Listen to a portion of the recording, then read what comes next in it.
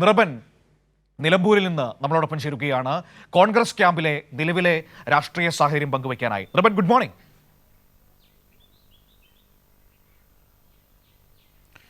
Very good morning Manu. Nripan, ഇന്നലെ ഒരു വല്ലാത്ത ദിവസത്തിലൂടെയാണ് നമ്മൾ കടന്നുപോയത്.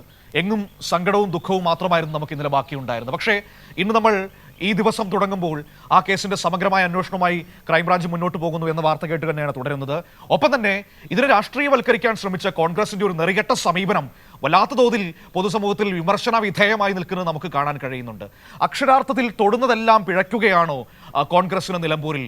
ഈ വിഷയത്തെ സർക്കാരിനെതിരെ, CPIM-നെതിരെ തിരിച്ചുവിടാൻ ശ്രമിച്ചത് ഇപ്പോൾ നാട്ടുകാരുടെ വലിയ രോഷത്തിന് ഇടയാക്കുന്ന ഒരു സാഹചര്യത്തിലേക്ക് അവർ എത്തി നിൽക്കുകയാണോ?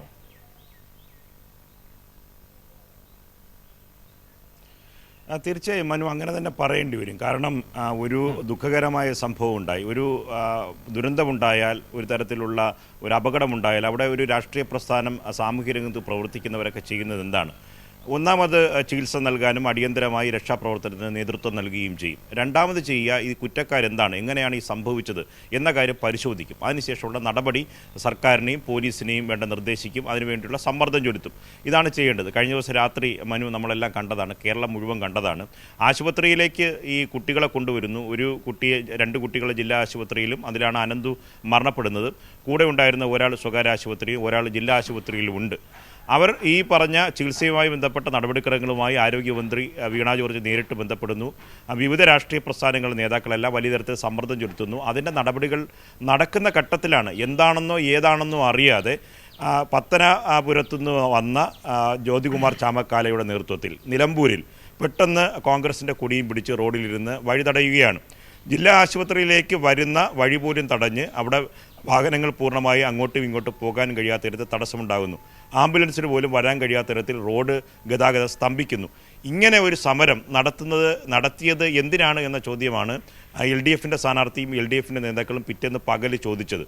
അന്ന് രാത്രി വീണ് കിട്ടിയ അവസരത്തെ മുതലാക്കി തെരഞ്ഞെടുപ്പിൽ വോട്ടാക്കി മാറ്റാം എന്നതായിരുന്നു നിലമ്പൂരിൽ കോൺഗ്രസ് ശ്രമിച്ചത്. പക്ഷേ ഈ പറഞ്ഞ പ്രതിയെ, വിനീഷിനെ അറസ്റ്റ് ചെയ്തതോടുകൂടി അത് മനസ്സിലായി.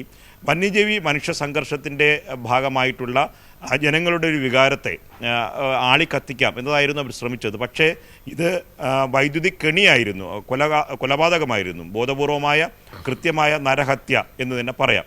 അങ്ങനെ വൈദ്യുതി മോഷ്ടിക്കുന്നു, വനപ്രദേശത്ത് അതിക്രമിച്ചു കയറുന്നു.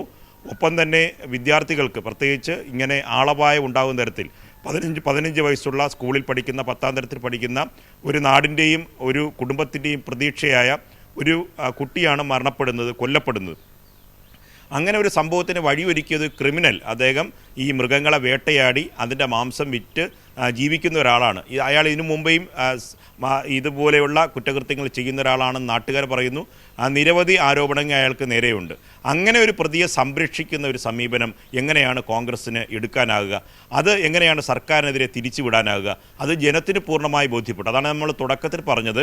ആദ്യം KC വേണുഗോപാൽ, AICCയുടെ സംഘടനാ ചുമതലയുള്ള ജനറൽ സെക്രട്ടറി, കേരളത്തിൽ നിലമ്പൂരിൽ വന്ന് തെരഞ്ഞെടുപ്പ് കൺവെൻഷനിൽ നടത്തിയ വിവാദമായ ഒരു പ്രസംഗമുണ്ട്. അത് ഈ ക്ഷേമ പെൻഷൻ വാങ്ങുന്ന സാധാരണപ്പെട്ട മനുഷ്യർ കൈക്കൂലിയാണ്, അത് കൊടുക്കുന്നത് കൈക്കൂലിയാണ് അവർ വാങ്ങുന്നത്, അത് തെരഞ്ഞെടുപ്പിൽ വോട്ടർമാരെ സ്വാധീനിക്കാനാണ് എന്ന പ്രസ്താവന. വലിയ തരത്തിൽ പ്രതിഷേധമാണ് നിലമ്പൂരിൽ രാഷ്ട്രീയത്തിന് അതീതമായി അദ്ദേഹത്തിൻ്റെ ഈ പ്രസ്താവനയ്ക്കെതിരെ ഉയർന്നു വന്നത്. നേതാക്കൾ വിശദീകരിക്കുമ്പോഴും അവർക്കത് വ്യക്തമായി മറുപടി പറയാൻ കഴിയാതെ കൂടുതൽ വിവാദത്തിലേക്ക് പോകുന്നൊരു കാഴ്ചയുണ്ടായിരുന്നു. അതിനിടയിലാണ് ഇങ്ങനെ ദുഃഖകരമായ ഒരു സംഭവം ഉണ്ടായത്.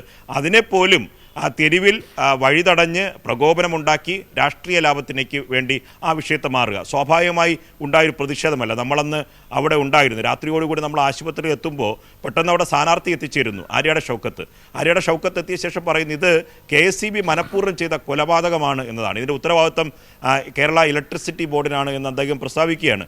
എങ്ങനെയാണ് സംഭവം നടന്നതെന്നോ ആരാണ് ഇതിൻ്റെ ഉത്തരവാദിയെന്നോ ഫെൻസിങ്, അതായത് വന്യജീവി പുറത്തേക്ക് കടക്കാതിരിക്കാൻ ഉപയോഗിക്കുന്ന ഫെൻസിങ് ലൈനുകളാണോ, മറിച്ച് ഇലക്ട്രിക് ലൈനിൽ നിന്നാണോ ഇത് ഉണ്ടായത്, ഇത് ആരാണ് ചെയ്തത് എന്ന കാര്യത്തെ സംബന്ധിച്ച് ഒരു അന്വേഷണമോ ആ ഭാഗത്ത് ഉണ്ടായില്ല. അപ്പോൾ തന്നെ അദ്ദേഹം പ്രസ്താവിക്കുക, പെട്ടെന്ന് കുറച്ച് കോൺഗ്രസ് പ്രവർത്തകർ ആശുപത്രിക്ക് മുന്നിൽ വരുന്നു. ഈ ആര്യാട ഷൗക്കത്തുമായി ആശയവിനിമയം നടത്തി പോയയുടൻ തന്നെ ജ്യോതികുമാർ ചാമക്കാരുടെ നേതൃത്വത്തിൽ പെട്ടെന്ന് റോഡിലേക്ക് പ്രകടനമായി പോവുകയാണ്. പെട്ടെന്ന് റോഡ് തടയുന്നു.